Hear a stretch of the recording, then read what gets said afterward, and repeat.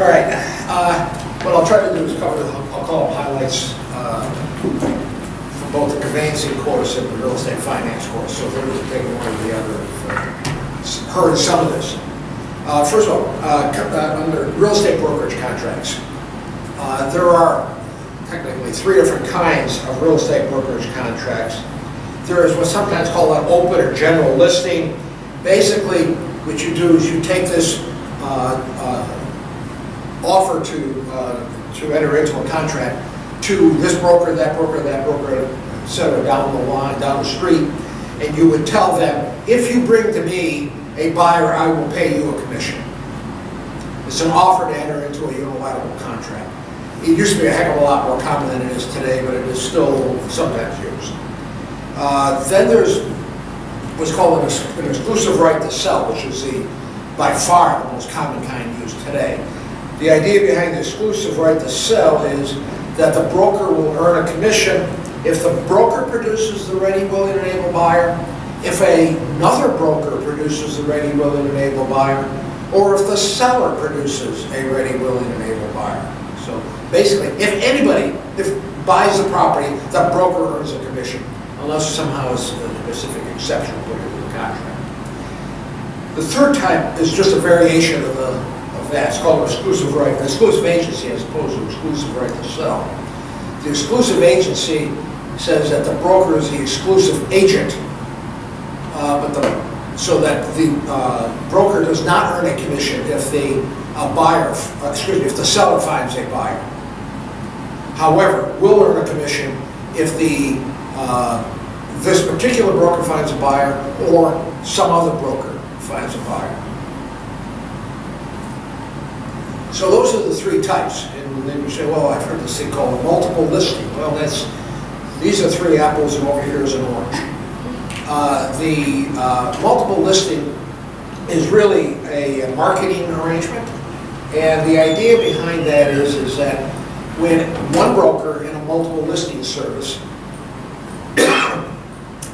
gets a listing, gets a house for sale, let's say, that broker will submit it to the MLS, the multiple listing service, and what that broker then says is, I will share a commission, it's usually 50-50. I will share my commission with whoever finds a buyer, so that if broker X is the one who's got the listing, puts it on the multiple listing service, and broker Y is the buyer, is the broker who finds a buyer, broker Y gets half of the commission. Usually this is a commission of 6%. Broker Y gets gets 3%, and broker X gets the other 3%. So listing buyer and the listing broker and selling broker.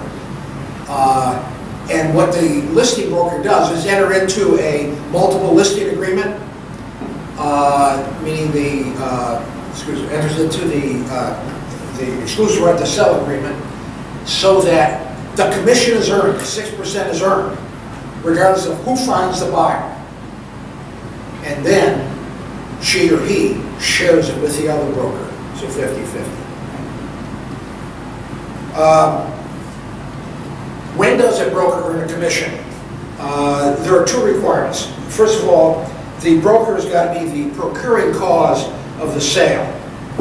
There's a lot of definitions you'll find in the cases, but basically what the broker has to do is to set into motion a series of events that will ultimately culminate in a sale of the property.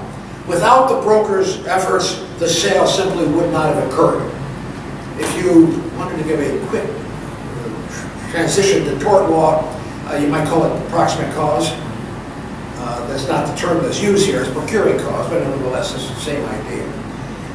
The second requirement, that's the first requirement, the broker's got to be the procuring cause. Second requirement, the broker has to produce a ready, willing, and able buyer. The traditional rule, which actually still is the majority rule, is that the broker has found a ready, willing, and able buyer when the seller and the buyer enter into a contract of sale. At the moment the two parties sign it, at that point the broker is considered to have procured a ready, willing, and able buyer. In effect, by signing it, the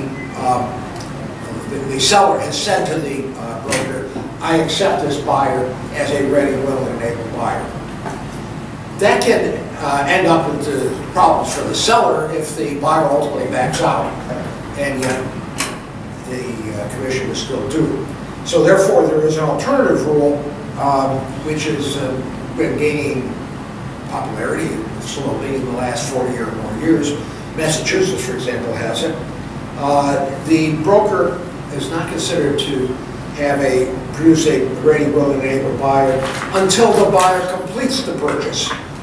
So it's got to enter into the contract of sale and complete the purchase in accordance with its terms. At that point, once the purchase is completed, then the sale is done and the broker earns the commission. All right, the parties then enter into a contract of sale. This very quick, that's standard stuff, the standard kind of contract. But one of the issues in a real estate contract that can come up is that normally in a contract of sale, for the sale of real property, time is not of the essence. The buyer's failure to close on the closing date does not mean that there's been a breach of the contract. The buyer has a reasonable time to complete that sale, even if it's after the scheduled closing date. The scheduled closing date is a formality, if you want to call it that. That doesn't mean, however, and it happens with some regularity, that the parties may not make time of the essence in the contract of sale if they want to do so. They can certainly do that. Particularly important, for example, someone's moving and needing money from this one to buy that one and something of that sort.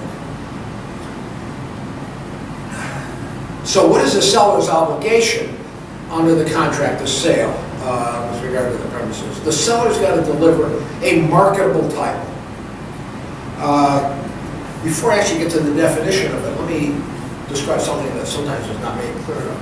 The idea of marketable title is really a relative one. It's relative to whatever the contract of sale says.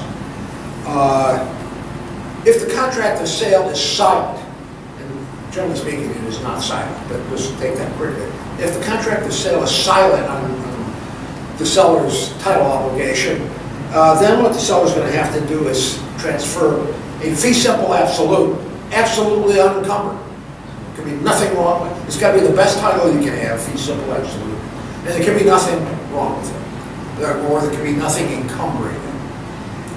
The reality is today that there oftentimes are things that are encumbering it that are not a problem the buyer will accept. So therefore, the seller's obligation under the contract of sale, to state it a little bit differently, is to deliver whatever title is called for, that is whatever estate and land is called for in the contract of sale, and subject only to the encumbrances that the buyer agrees to accept. So what that means is that the seller's going to have to call for the estate, have to deliver the estate called for. Usually that's still a fee simple absolute, you know, it could be a fee simple and condition subsequent and all that stuff. But it's still, generally speaking, a fee simple absolute. But it's subject to those kinds of encumbrances that the buyer is willing to accept. And for example, there may be an easement that's providing sewer. It's a sewer easement to service this particular house, or the water easement to get to this house, or whatever it might be. In which case, the buyer would be rather foolish not to accept it. So that it's oftentimes the case that they do accept that. And there are other kinds of encumbrances that can be there. So therefore, the definition of what a marketable title is, it is the seller must deliver the estate called for, free from any liens or encumbrances other than the ones that are agreed upon in the contract of sale. So deliver the fee simple, that's almost always the case, and subject only to those encumbrances that are called for in the contract, or agreed upon in the contract of sale. And sometimes Not all the encumbrances are clear that they in fact really are encumbrances. So it's got to be free from reasonable doubt. It's got to be free from the likelihood or potential of the hazard of litigation, is another way sometimes expressed.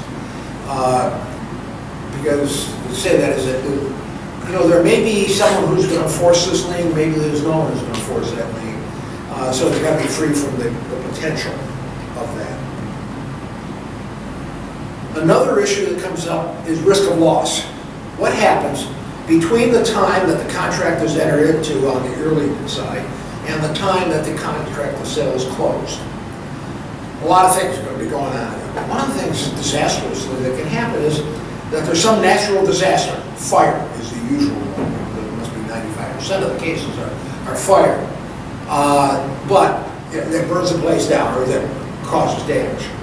But it could be a hurricane, it could be a tornado, it could be other natural disasters, whatever it is. And they can cause a loss. So go back to the normal one, a fire. Somewhere between the beginning of the contract date and the closing date, there's a fire. What is the buyer's obligation to close if the place is has been damaged by fire or completely burned out? The common law rule, which is called the equitable conversion or under equitable conversion doctrine, from the moment that the contract of sale is entered into, the buyer has a risk of loss. So if the place burns down 5 minutes later, or 5 minutes before the closing, or any time in between, the buyer bears that risk of loss. So it's not a bad thing for the buyer to go out and get insurance right away. But the usual response by most courts is that any insurance that the seller has is going to be held in trust for the buyer. We can put it another way, it's going to be offset against whatever the purchase price is. But that is the common law rule, that is the interpretation. If there is no specific agreement, the parties can, if they wish, enter into an agreement that says the risk of loss is going to be on the seller, which is a very solid, sane thing to do because the seller is the one who's got the insurance. But that, you need a contract to get over that, a contract provision to get over that. So that's the common law rule. There is another rule that is in those states that adopted by case law is sometimes referred to as the Massachusetts rule. Because Massachusetts is, I think, the first state, the state whose case is most well known. Or if they adopted it by statute, there's a uniform act. Essentially, they come to the same result. Slightly different wording, perhaps, but the same result. So the Massachusetts / Uniform Vendor and Purchaser Risk of Loss Act says, given the absence, there's no contract provision on this. What it says is that if the improvements are material to the contract and they are substantially destroyed, the contract of sale is unenforceable by either party. The contract is at an end.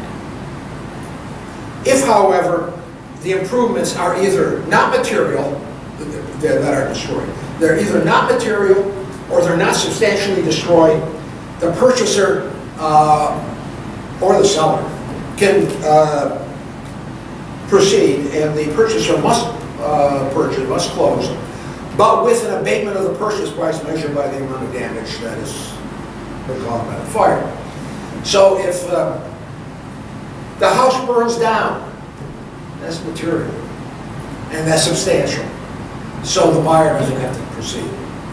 If, however, there was a fire out on the porch, and one of the boards on the porch was singed, I think it's something. And that's, first of all, it's probably not a material part of the premises, but second of all, it is not substantial. So the buyer's got to close, but we'll get an abatement by whatever the amount is that is necessary to make that repair.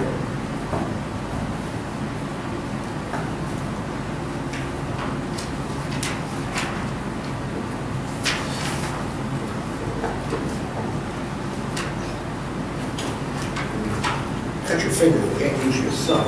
Try to fill 2 pages, it's not easy. All right. Moving on to recording acts. Every state has got a recording act. Matter of fact, the first recording act, the first successful recording act, not just simply in the United States, but in the world, with Massachusetts, 1640, so there's something, I guess. There are 3 kinds of recording acts. Let me describe it, give an example of it. First kind is called a race. It's a race to the record. Whoever gets the land record was first. So what it says is a prior interest is not valid against a subsequent purchaser for value if that subsequent purchaser records first. Okay. So if the subsequent purchaser records before the prior interest is recorded, that subsequent purchaser won the race. If, however, the prior interest was already recorded, then the prior interest won the race. Second kind of recording act is a notice recording act. A prior interest is not valid against a subsequent purchaser for value who is without notice of that prior interest. So if the subsequent purchaser does not have notice then of the prior interest, then the subsequent purchaser prevails. But if that subsequent purchaser has notice of whatever kind, I'll come to those in a second. But if the subsequent purchaser has notice, then the prior interest prevails because the recording act does not protect the subsequent purchaser in that case. The third kind of recording act actually combines the two. It's what's called a race notice, which is Massachusetts' type. It says that a prior interest is not valid as against a subsequent purchaser for value who is without notice and who also first records. Got to do both of them.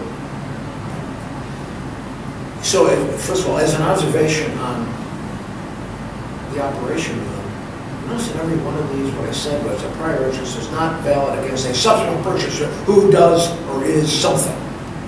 So the question to ask yourself is, what does the statute call for with regard to the subsequent purchaser? The status of the subsequent purchaser decides whether it's a race, a notice, or a race notice statute. As an example of the application of these, you got the owner of a piece of property conveys it to A, so the deed is delivered. But A doesn't record right away. A is a little bit slow getting to the land records office for whatever reason. All of that conveys to B, which he shouldn't be doing, but we don't have these problems if somebody isn't doing something that he or she shouldn't be doing. And then that deed is delivered on date number 2, but before B gets to the land records office, A gets there, so date number 3 is recorded, the O to A deed, and then O to B is recorded on date number 4. So if you look under a race statute, no prior interest, A is the prior interest, is valid against a subsequent purchaser who records first. B didn't record first. B is not protected by the Recording Act, so therefore A wins. Under a notice statute, no prior interest is valid against a subsequent purchaser for value who is without notice of the prior interest.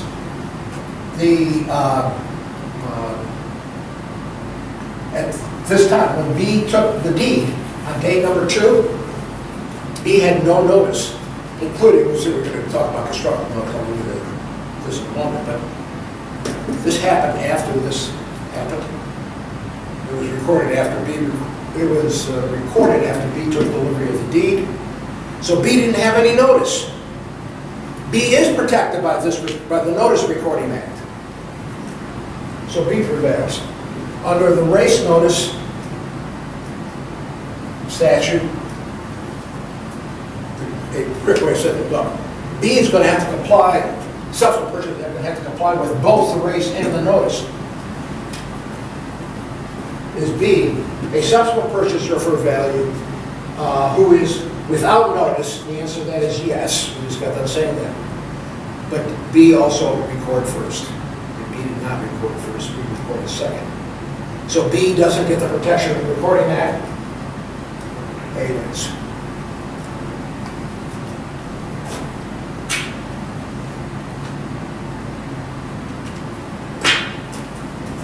All right, so those are the three types of statutes.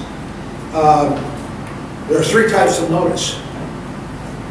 There is actual notice, which is another term for actual notice is knowledge.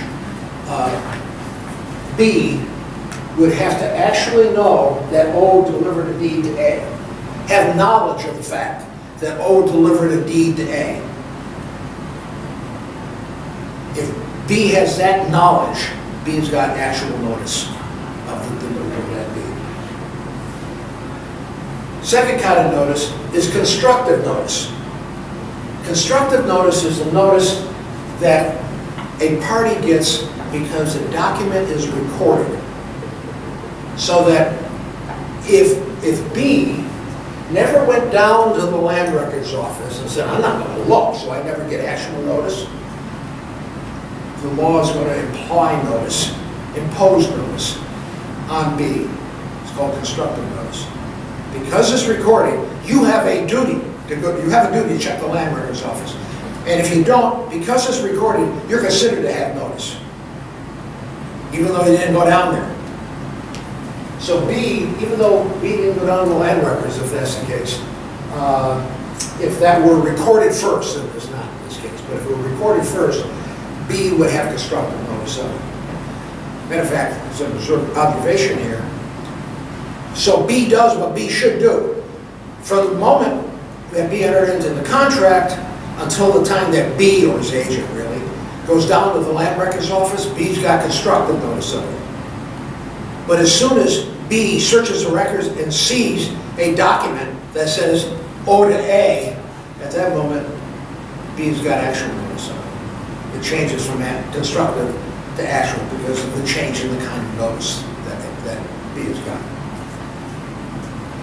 The third kind of notice is called inquiry notice. This is, in reality, a two-step process. B has got, will have to have either actual, and it usually is actual, but it could be constructive in some cases. So let's do the actual. B's got actual notice of some curious, suspicious fact. A fact that raises some question in B's mind.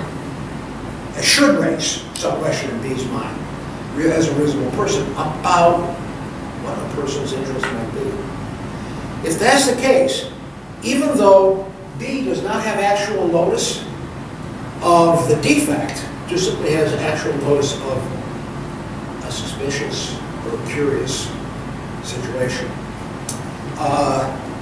B's got a duty to check out, to make an inquiry, thus the name inquiry.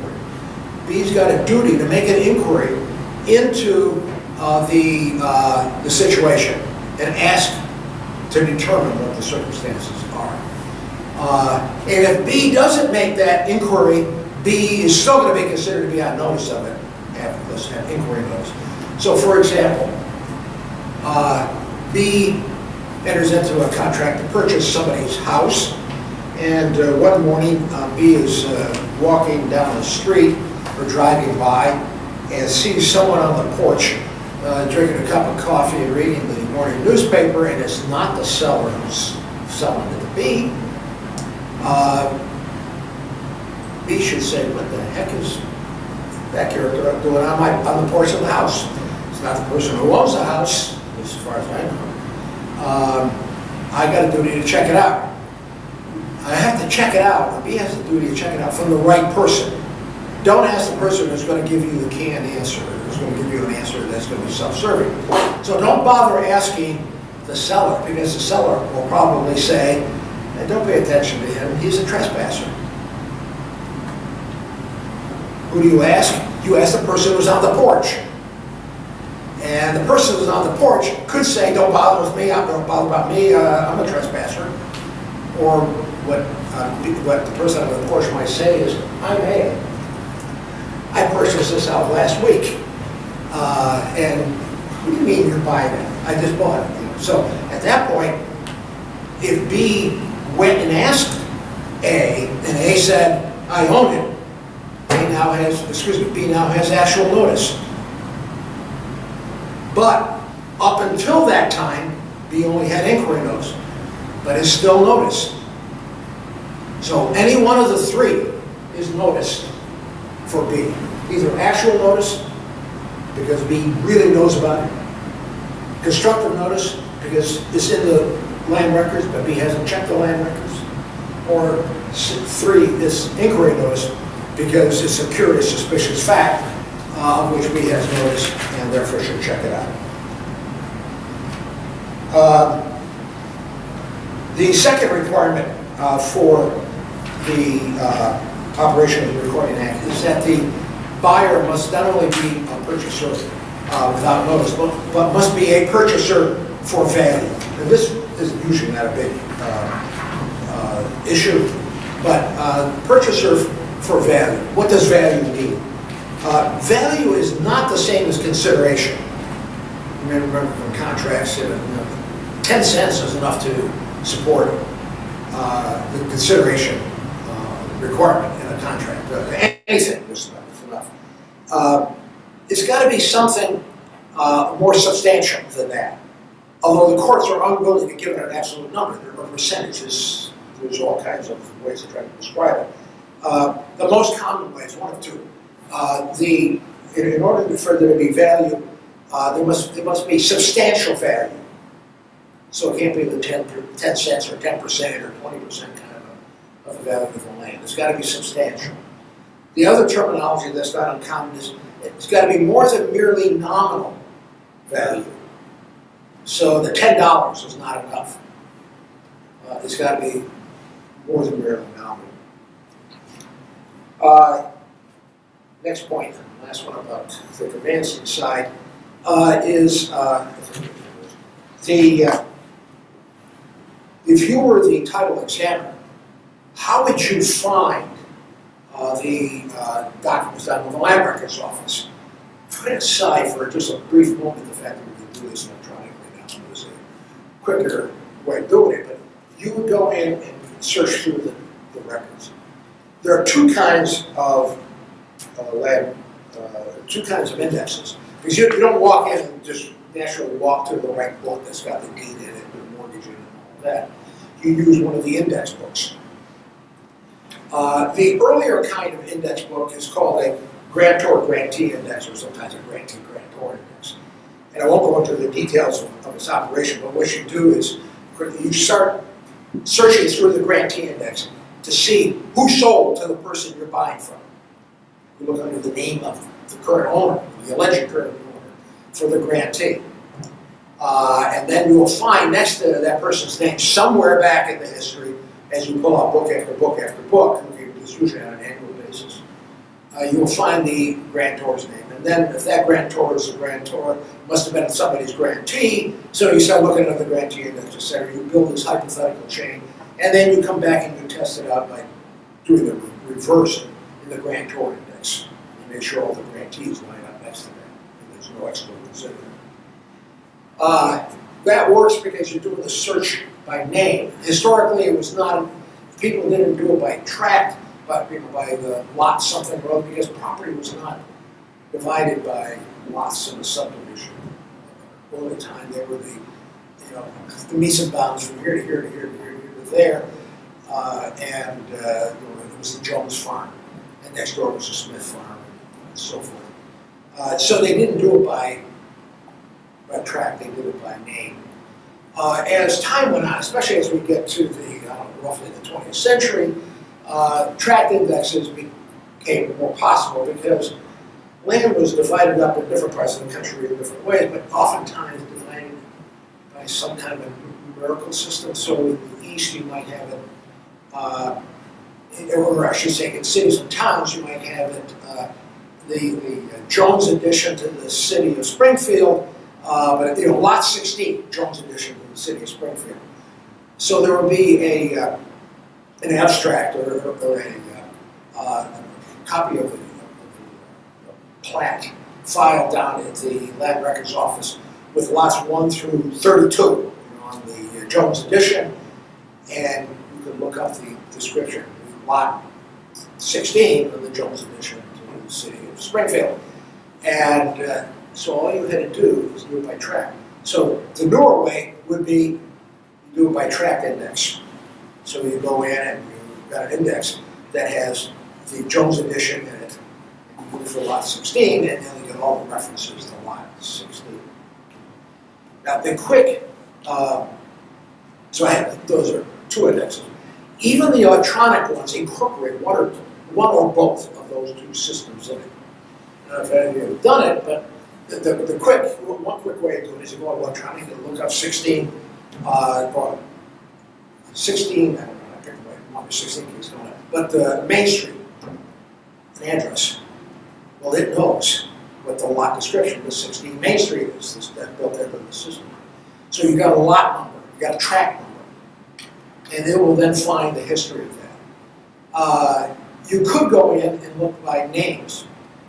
Now, if you're going to go in and use the name Jones, you're going to get a lot of people, so it's not going to go having a lot of code. But if you got some name that's fairly unique, you'll be able to find something under that name. But usually you go in either the street address or lot 16 in the Jones edition to the city of Springfield. And it's incorporating a tract index. All right. Just about half the time. Moving on to real estate finance, mortgages. There's some ideas there. Since a couple of real estate finance people, so you'll have heard this. There are 3 theories of mortgage law, 2 main ones and something in between. There is a title theory of mortgages. The idea here is, the operation here is that the seller, the mortgagor, the owner of the property, actually conveys title to the mortgagee, the lender. The mortgagor is the owner, mortgagee is the lender. So the mortgagor conveys title to the premises to the lender. The lender has that title. It is a title that is not, if you want to think by comparison, it's not a fee simple absolute, it's a fee simple determinable. It is to the mortgagee so long as the debt is not paid. But once the debt is paid, boom, it's paid. It's considered to be terminated. So the mortgagee has got title to the property. The mortgagee, however, will provide in the mortgage document that the mortgagor has got the right to use the premises until there's a default, to possess the premises. Because after all, why would you buy a house only to give the mortgagee, the bank, title to the property who couldn't live in it? So the bottom line is the bank gives you back the right to use the premises until there's a default, at which point the mortgagee's got the right to take possession back.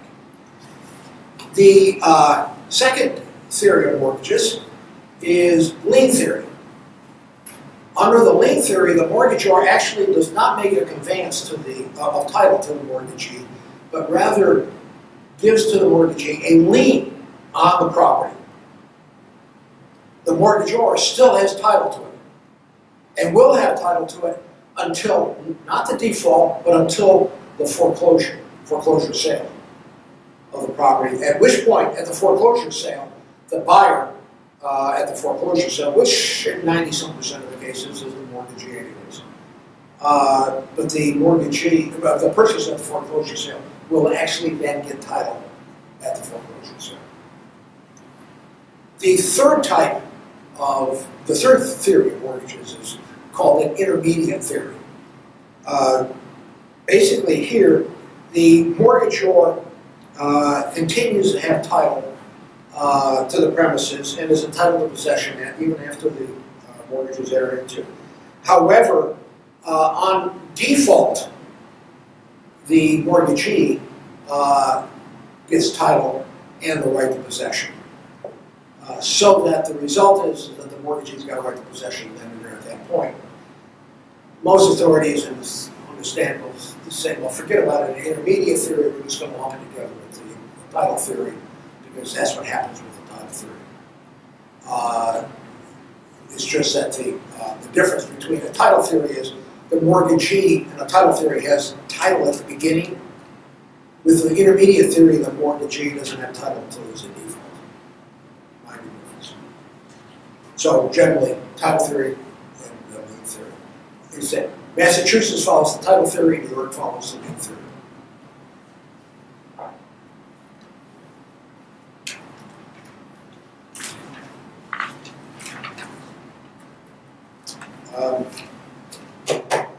Another mortgage issue is generally the top called mortgage transfer.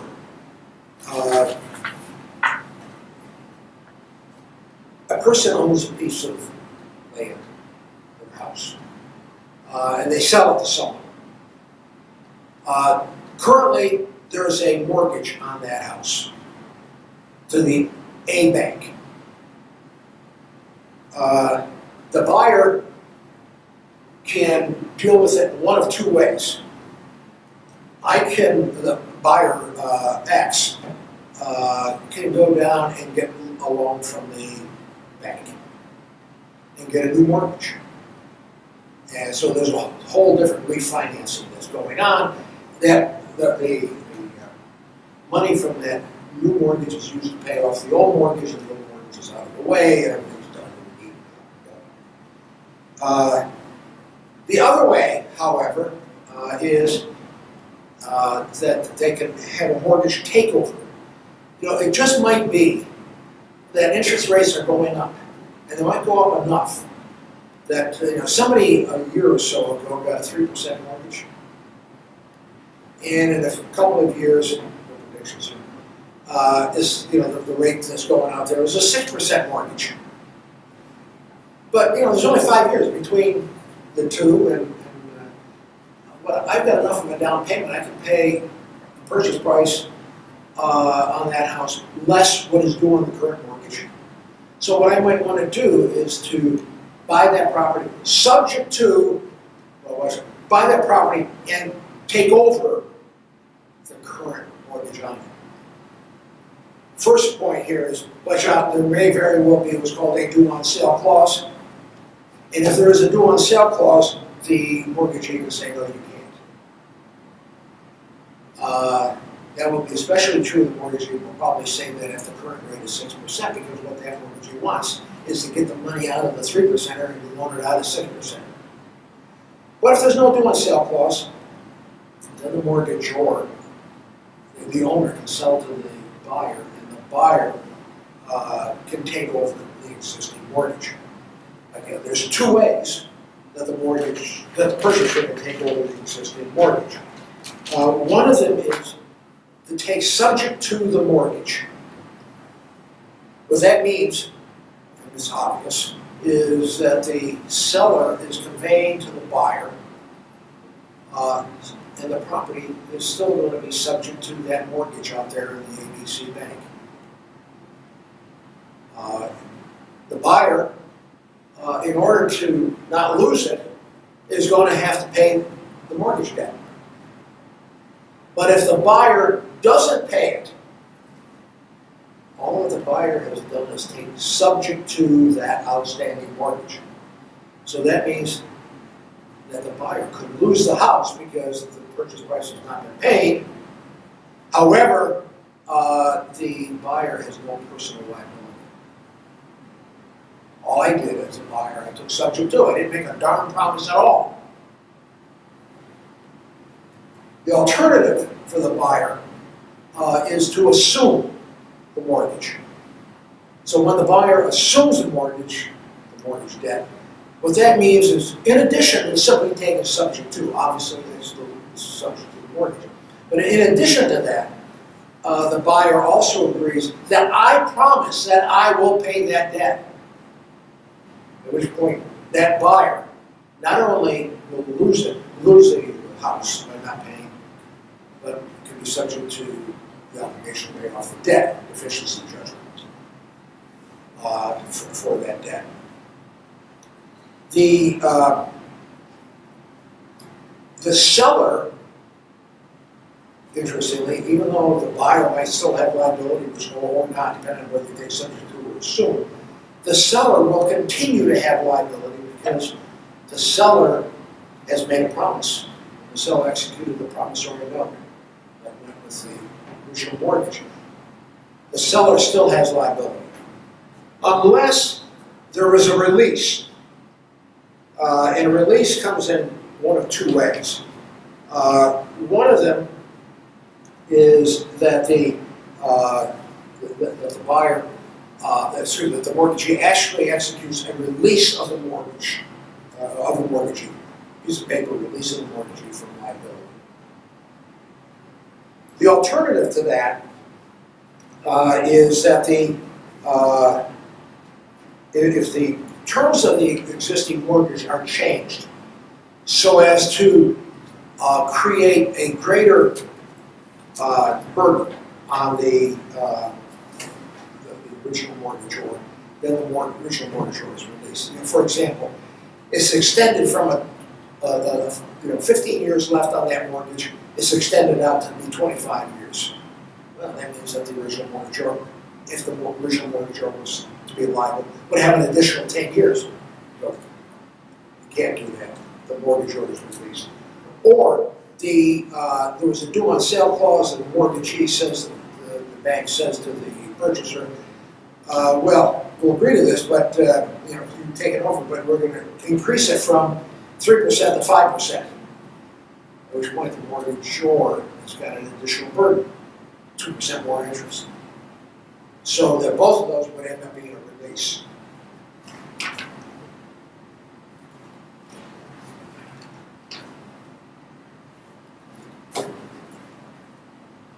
When a mortgage is in default, when you don't pay the debt, what can the mortgagee do? The quick answer is that the mortgagee can demand payment.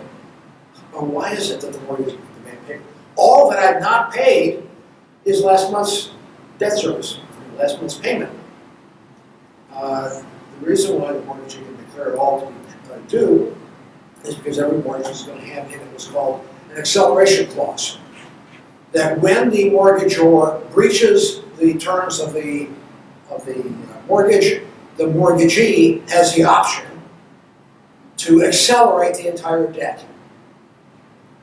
At which point, not only is last month's payment due, but all the remaining months, all the remaining part of the debt is due too.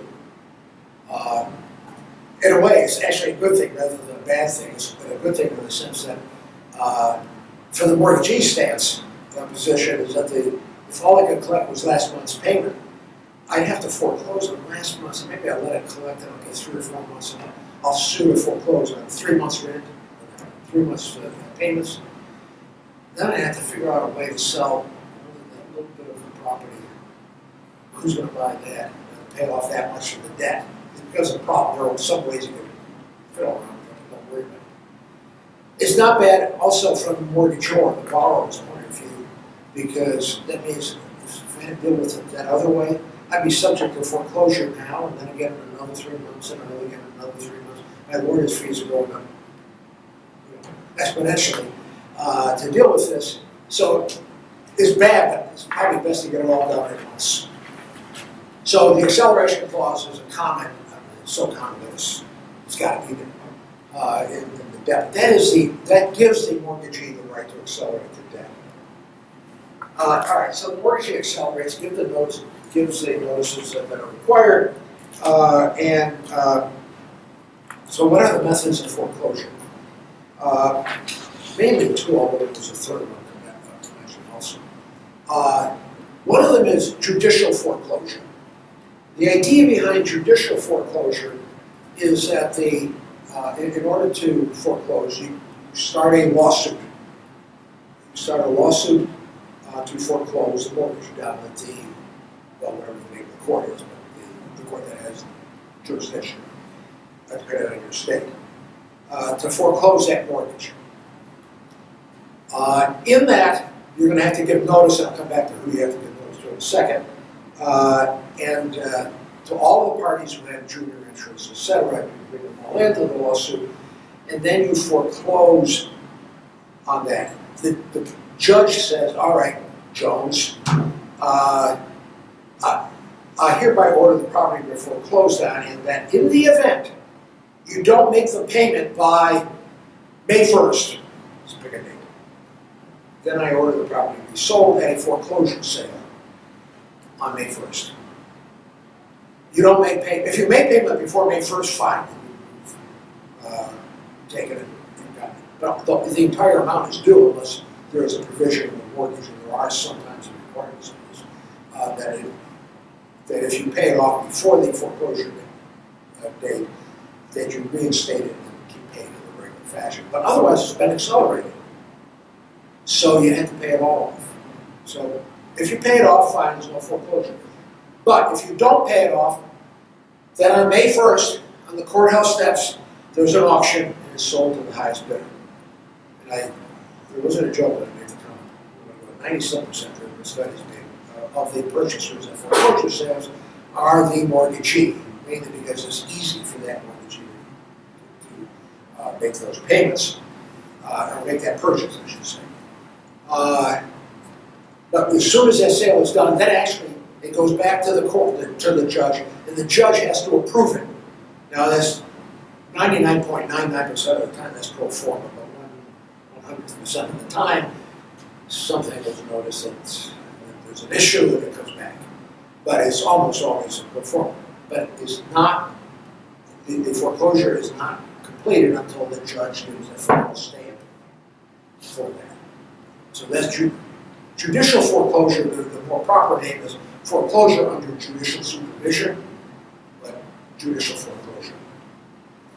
The second kind of foreclosure is what's called a power of sale foreclosure. In the mortgage, the mortgagor gives to the mortgagee a power, just like you have a power of attorney. That's what we're talking about, power. Gives the mortgagee the power to foreclose and sell it at the mortgagee's auction sale. No judicial supervision involved whatsoever. The mortgagee conducts the sale without the judge being in there. There's no judge to say, you've got to give this, did you give this notice, that notice. There's no judge to take a look at after the sale has been done and say, have you given, is the sales price enough? It is done without judicial foreclosure, without judicial supervision. So the result sometimes can be less than good. There is enough history in it that although the overwhelming majority of power of sale foreclosures are perfectly fine, but the frequency of issues with power of sale foreclosures is more. Maybe a little evidence of that. Massachusetts uses a power of sale foreclosure as a standard method, and they followed it, but particularly in the first 5-6 years after the crisis in 2008, Massachusetts had case after case, and 2 or 3 of them were fairly significant cases, went up to the SJC and involved issues that resulted in a defective foreclosure for some reason. So those are the 2 main methods. The third method is called a strict foreclosure. This goes way back to the common law period. The idea is that the mortgagee would come to the judge and say, the mortgagor hasn't made the payments, and we hereby sue to foreclose the equity of redemption. The judge tells the mortgagor to pay up by May 1st again. And if you don't pay up by May 1st, I will hereby confirm the title in the mortgagee. No sale, This is strict foreclosure for the mortgagee. And that would be the case, at least a common law experience, regardless of whether the amount of the debt was 10% of the value of the property or 90% of the value of the property. The mortgagee got to keep it. Today, strict foreclosure is only used in, first of all, in about 3 or 4 states, but 2 of them are adjacent to us. One of them is Connecticut, and one of them is Vermont. But, for example, in the Connecticut regime, the strict foreclosure, the court, when you go to the judge will require an appraisal to determine whether or not the amount of the debt is more than or less than the value of the property. If the debt is more than the value of the property, then we will have with the strict foreclosure. But if it's less than the value of the property, meaning that there will be something left over either for the junior creditors or, for that matter, for the mortgagor, then there's got to be a judicial sale of the property. I should probably complete this. Connecticut, about 3 years ago, so maybe it's 4 years ago now, approved a method, a different method called a private sale. And you can actually foreclose on the property in that case at this private sale rather than going through judicial supervision. So those are the 3 methods of foreclosure. Common terminology, just because under the UBE, there are states like California, as opposed as well as states like Massachusetts. So Massachusetts, we refer to, and I've been doing that, as a mortgage.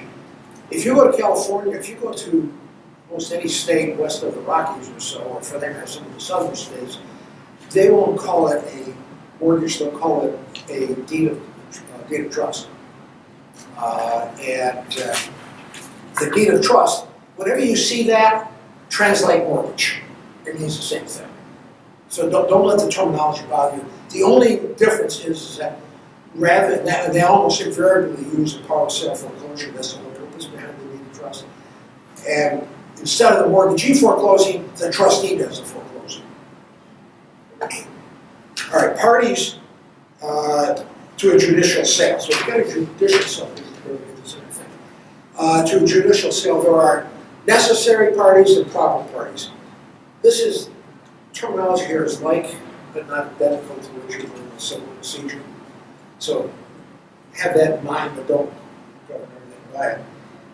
A necessary party is any person who, if that person is not joined, will cause the foreclosure to fail in its primary objective. Not totally fail, but fail in the primary objective of getting the status of the title back to its status at the time that the mortgage was entered into. So if the mortgage was entered into on June 1st, 2010, and at that time there was no other mortgage and there were no judgment liens on the property. After that, there is a second mortgage and a third mortgage, and there's also 3 judgment liens that all come up after June 1st, 2010.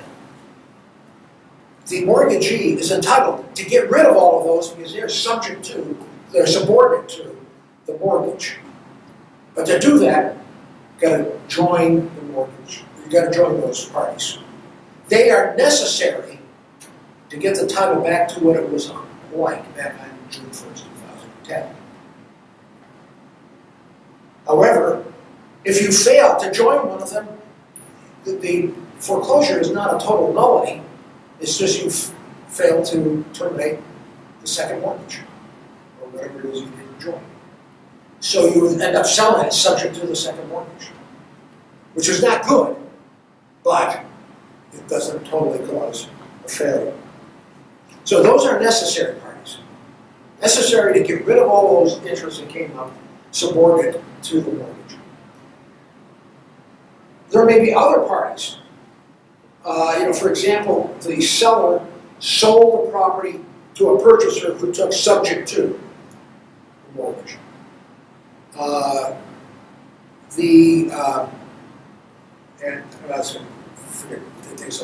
Sold to someone who assumed the mortgage. So you would have to, if you want to get a deficiency judgment against the person who assumed the mortgage, you would have to join that person. But you would also have to join that person because that person was in fact the owner of the property. That person is a necessary party. But now go back to the original mortgagor. The original mortgagor is not necessary to the foreclosure because the original mortgagor doesn't own the land anymore. But the original mortgagor still has a personal liability. And if you want to get that person's, get a deficiency judgment against that person, it is entirely proper to join that person in this litigation. One way, a historical answer, why are these two separate groups? Common law, the foreclosure against the land was in the court of equity, which was over on this side of the street.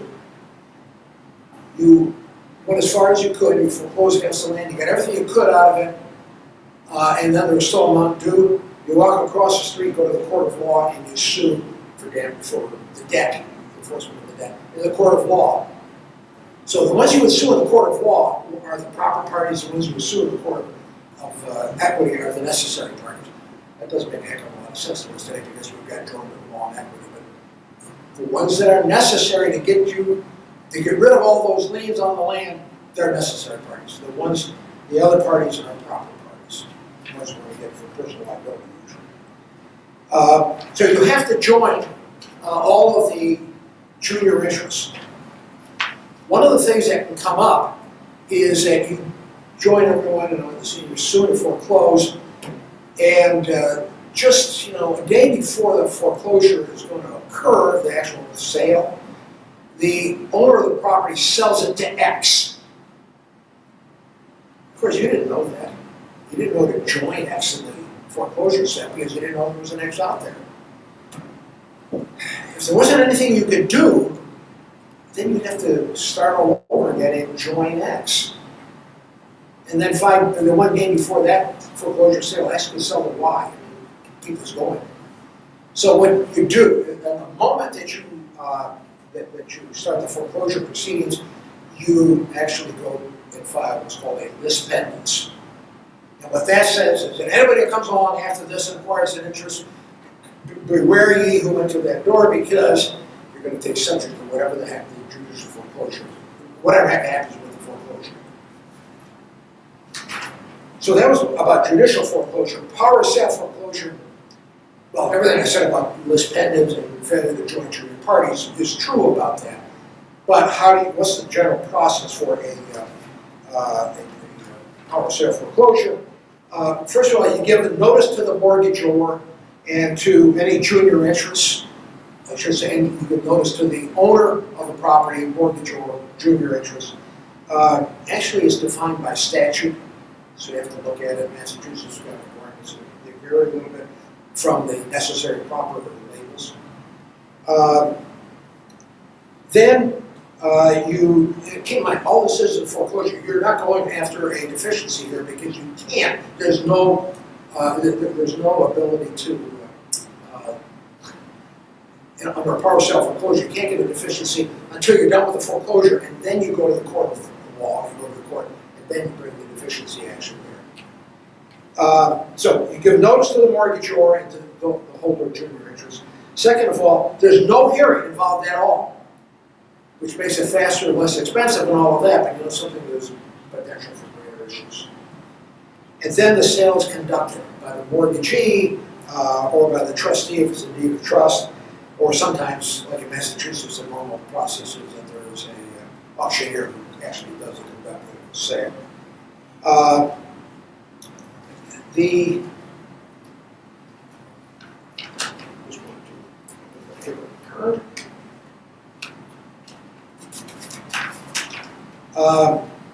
In some states, not Massachusetts, there is what's called a statutory right of redemption. This exists in about half of the states. The regular, when the mortgagor enters into the mortgage, gives the mortgage to the mortgagee, the courts of equity created what's called an equity of redemption. And that equity of redemption continues on until the foreclosure sale occurs, at which point the equity of redemption is foreclosed, and the mortgagor can no longer redeem. About half of the states, and this usually has come up through legislation occurring in rough times during the Great Depression, or in fact even before that, and those states created a right in the mortgagor to redeem from the sale.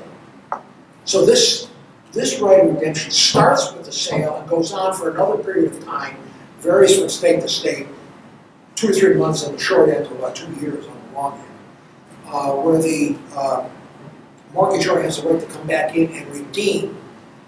And what you do to redeem is you pay the purchase price at the foreclosure sale, not the amount of the debt, but the actual foreclosure sale at the purchase price.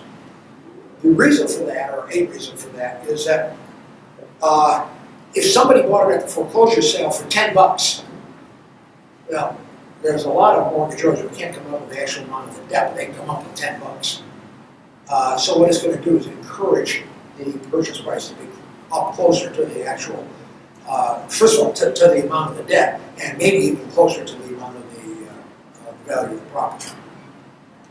So there's a bit of a punishment if you sell it for too little. So there's a statute of right of redemption. That's that.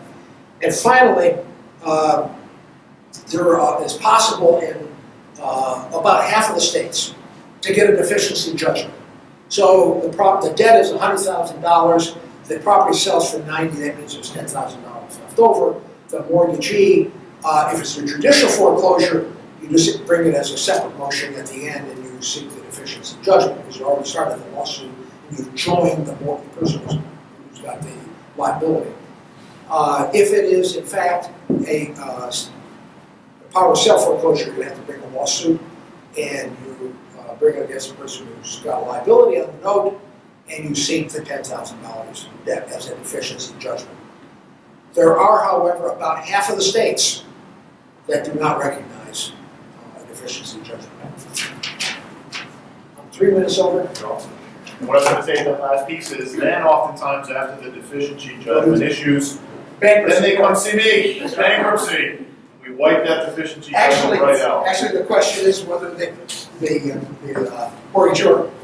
mortgagee gets the papers filed before the mortgagor runs to the bankruptcy court. Right. That's another race for the record. Absolutely right. Yeah. On the next day. All right. Thank you so much. Let's get our order. Thank you. Good luck. Good luck. And I know you have to run.